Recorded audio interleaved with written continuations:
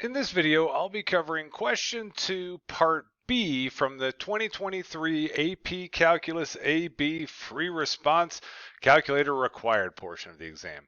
I cover parts A, B, C, and D all in their own individual videos, so if you want to see those other solutions, please check out my other videos. All right, so part B now wants us to find out about Stephen.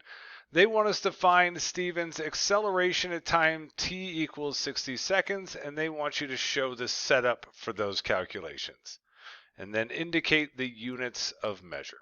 So let's take care of that first. What we're doing here when we do this type of problem, this is where they want us to make this physics connection always. Usually it's a particle that they're talking about, but they're getting a little creative this year and they had Stephen swimming back and forth instead of a particle. But normally what you would have is if you've got a position function as your original function, the first derivative of position is equal to velocity. And then the second derivative of position, the first derivative of velocity is equal to acceleration. So on this problem here, what we want to be able to do, you'll notice again that we start with Stephen's velocity equation up top here. And so they want us to be making this connection here, that the derivative of our velocity is equal to our acceleration. And so the derivative of velocity at 60 is going to be equal to the acceleration at 60. So if you're putting together your explanation, your setup on this, they would want you, in order to earn the full points on this, they want you to make this connection that v prime at 60 is equal to a of 60. So that right there is the connection that they want you to make in this situation. So we'll come through and we will now find that. To find that out, we can do that again. This is a calculator required portion of the exam. So we can do this in about 2 seconds. Step 1 of the process is you're going to put that velocity equation into y1. So 2.38 e to the negative 0.02. And whenever we're graphing something, we always want to put x's in, no matter what variable they use. And then the sine of pi over 56, and then x again. Then from there, what you'll do is you're going to graph this. And when we're graphing and we need to calculate a value out, which is what we're going to end up doing, we just need to make sure our window is large enough to take in the x value or the t value that we're trying to plug in. Since this graph works up to 90 seconds, I would set my window just to go from an x min of 0, the starting time, to an x max of 90. You also probably, if you did part A, you would have had that as your window in there already. So I would just sort of keep that window from part A. And then again, if you've already done part A, you should already be in radian mode. But in case you skip that piece, make sure you're in radian mode whenever, for the entire test. Just switch your calculator radian mode and don't switch out of it. Then from there, step 3 of the process after we graph it is we're going to go into our calc menu. We're going to do a second calc, and then in the calc menu we're going to choose the number 6 option, which is dy dx. We'll hit enter on that. That'll push us back onto the graph, and the calculator won't prompt us to type in the x value we care about.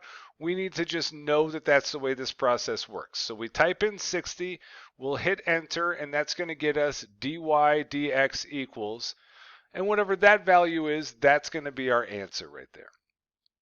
So we open up our calculator, go into our y equals. Here I had that equation already in there from part A, and then I just need to clear out the 0 that I had in there from part A. My window, before I hit graph, my window, if I hit the window button at the top, is already set to 0 to 90, so my window's large enough to take in 60, which is the value we care about. So we go ahead and graph that, and now we're at step 3. We're going to hit second.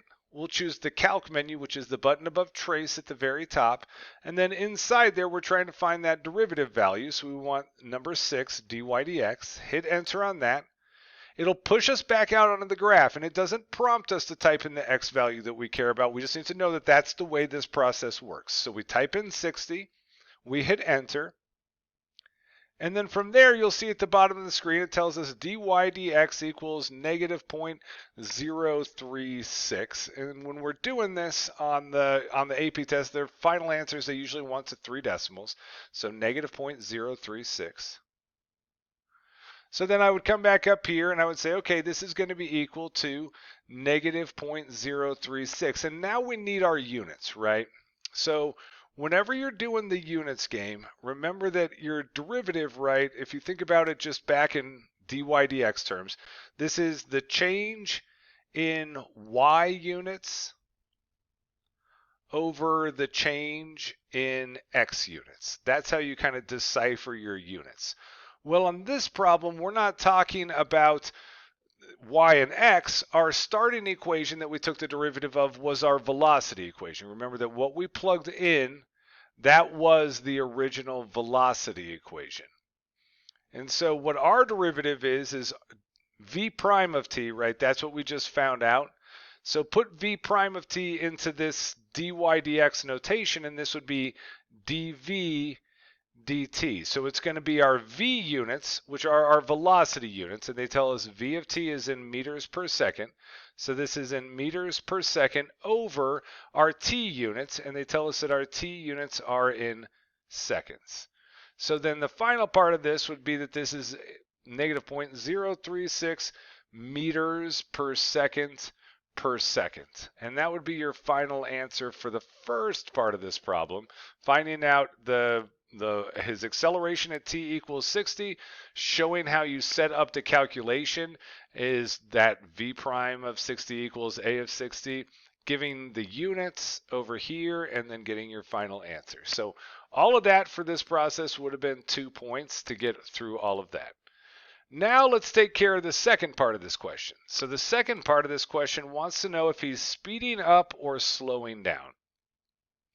Speed, remember, is different than velocity.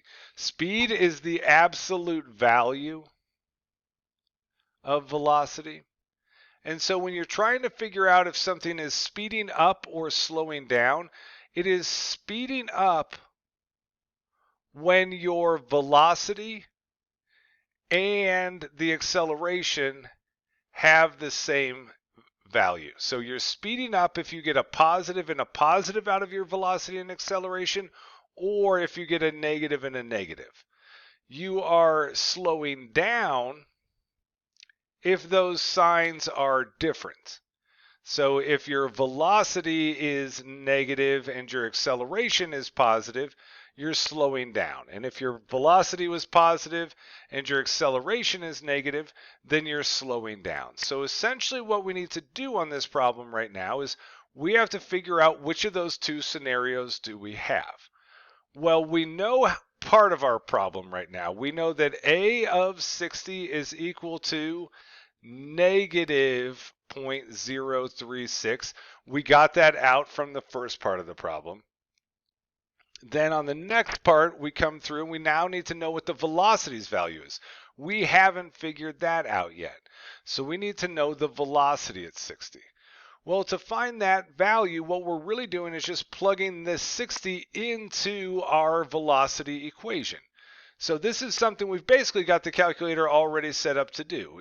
In y1 right now for this, you would want that original velocity equation, which we already have in there.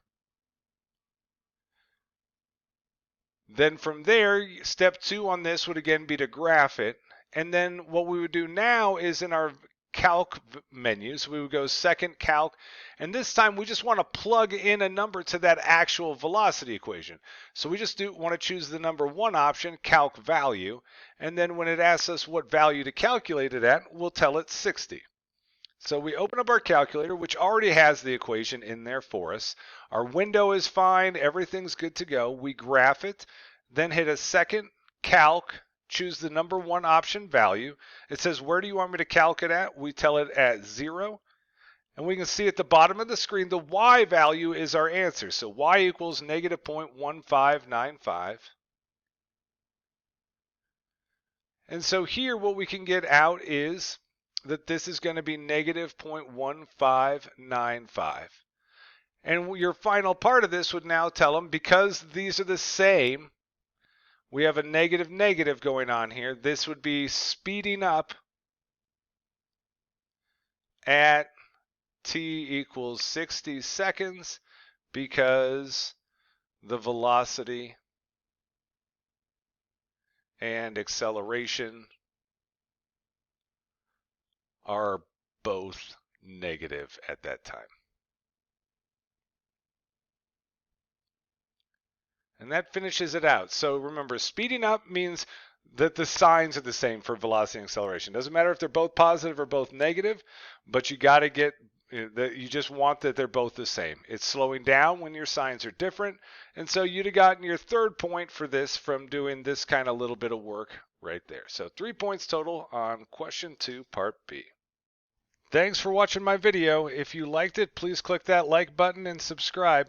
And also share it with your friends and anyone else you know who might be crying about an upcoming AP Calc test. You can find more videos from me, more sample AP Calc questions, and my complete AP Calc study guide over at my website, apcalcprep.com. Have a great one.